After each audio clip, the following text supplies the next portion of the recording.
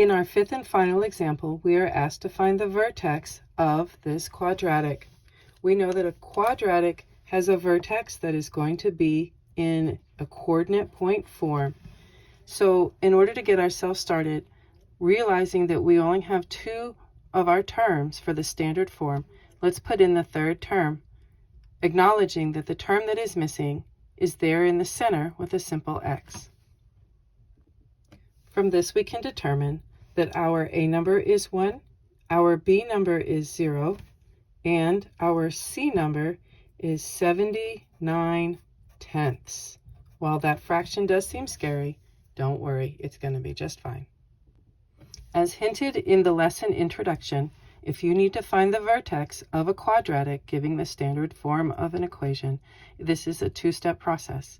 The first step is to find the axis of symmetry, because this will be our x part of the coordinate point for our vertex. The second step will be to plug your answer from step 1 in for x and then solve for y in order to get the y part of the coordinate point that is your vertex. Let's start this process together. Step 1, finding the axis of symmetry. So x has been negative b over 2a, as it will continue to be in this process. So I have negative 0 over 2 times 1. And as stated before, you can't have a negative 0. That's just 0 over 2.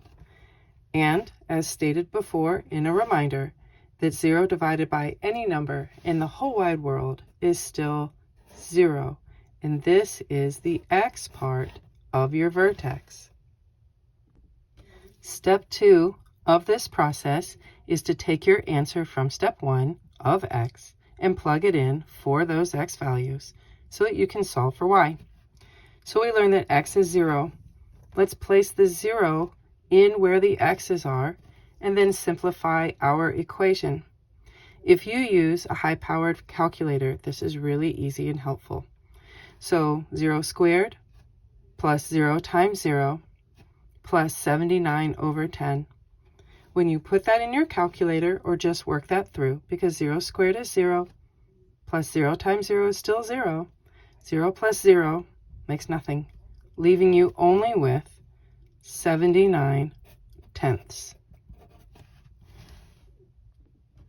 As a result, we are now able to write our final answer, where the x part of our vertex was 0 and the y part was 79/10.